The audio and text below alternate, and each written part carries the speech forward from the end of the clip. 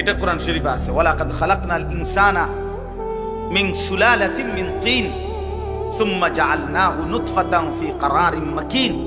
সূরা মুমিনুনের মধ্যে 18 নম্বর পারায় এই ধারাবাহিক এই 7টা ধাপ আল্লাহ তাআলা বর্ণনা করছেন। এখন একটা ছোট্ট জিনিস পাবেন, সেটা হলো মাটি থেকে আল্লাহ আমাদেরকে সৃষ্টি করেছেন। এখন এই কোটি কোটি মানুষ, তাদের প্রত্যেকের সৃষ্টির যে উপাদান মাটি, সেই মাটিটা আল্লাহ তাআলা কত হাজার বছর, কত যুগ, কত লম্বা সময় ধরে এই পৃথিবীতে সংরক্ষণ করেছেন, সেটা এক আল্লাহ ছাড়া আর কেউ জানে। আমারে আপনারে বানাইতে যে মাটিটা ব্যবহার হয়েছে, সেই মাটিটা এই পৃথিবীর জমিনে কতদিন ধরে ছিল, কোথায় ছিল, কখন ছিল, কেমনে ছিল, পৃথিবীর কারো কোনো লিস্টির মধ্যে, হিসাবের মধ্যে, কাগজে, পত্রে, কলমে, নামে, উল্লেখে ছিল। শুধু জানতেন কে? বলেন না।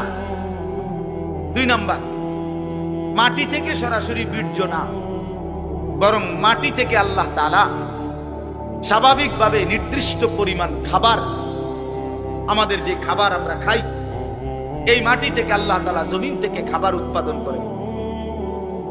সেই নির্দিষ্ট খাবার থেকে একটি নির্দিষ্ট পরিমাণ খাবার আমার বাবা খাইছে, আল্লাহ খাওয়াইছেন তাকে। সেখান থেকে নির্দিষ্ট পরিমাণ বীর্য আমার বাবার পিঠে আল্লাহ তাআলা তৈরি করছেন। অতঃপর একটি নির্দিষ্ট সময়ে বাবা মায়ের মিলনের মাধ্যমে উভয়ের মিশ্র বীর্য মায়ের জরায়ুর মধ্যে আল্লাহ তাআলা একত্রিত করেছেন। সেখান থেকে পরবর্তীতে আরো 9 মাস 10 মাস লাগায়া ধীরে ধীরে ধীরে ধীরে সমস্ত কার্যক্রম সাইরা একদিন আমার এই পৃথিবীর আলো দেখাচ্ছে। এখন আপনি কল্পনা করেন, আমরা প্রত্যেকে 1 মিনিট চিন্তা করি, কতদিন যাবত আমি মাটি ছিলাম, কতদিন যাবত কোন খাদ্যের সাথে আমি মিশেছিলাম, আমার অস্তিত্ব কোন খাবার থেকে আমার বাবার বীর্য হয়েছে, মায়ের সাথে কখন মিলন হয়েছে। নির্দিষ্ট সময়ে মায়ের জরায়ুতে আল্লাহ তাআলা উভয় বীর্যের ফোঁটা একত্রিত করেছেন। এরপরে এই লম্বা সময় লাগাইয়া আবার আমারে ধীরে ধীরে বানাইছেন।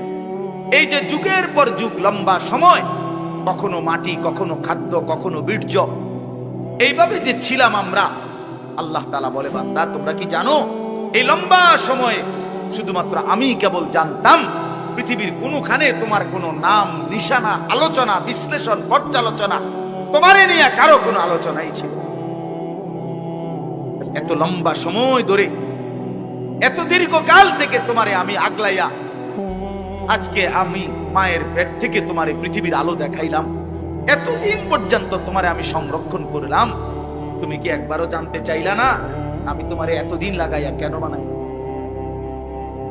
এত যত্ন করে তোমারে কেন বানাইলাম, এত লম্বা সময় লাগাইয়া কেন বানাইলাম, কতদিন ধরে মাটি হিসাবে রাখছি তুমি তো জানো না, কেউ জানে না। কতদিন হিসাবে খাবারের মধ্যে রাখছি কেউ তো জানে না। এই যে লম্বা সময় লাগাইয়া তোমার আমি বানাইলাম, মায়ের রেহেমের মধ্যে 10 মাস কেন লাগাইলাম আমি তো চাইলে, আচ্ছা আপনারাই বলেন, আল্লাহ তাআলা চাইলে কোন, এটা বললেই তো হয়ে যায়, ঠিক কিনা বলেন না? এটা আমরা সবাই জানি না। আল্লাহ তাআলা কোনো কিছু সৃষ্টি করতে চাইলে ঘন্টা 2-4 ঘন্টা লাগবে নাকি? মেশিন চালু করতে হইব নাকি?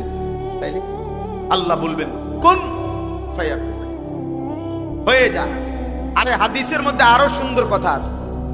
নবী সাল্লাল্লাহু আলাইহি সাল্লাম বলেন, আল্লাহ তাআলার ক্ষমতা এত বড়, এত মহান, যে আল্লাহ তাআলা যদি কোনো কিছু বানাইতে চান, তাহলে কুন, এক কুন বলতে 2টা অক্ষর, কাফ নুন পেশ, কুন মানে কাফ এবং কি নুন।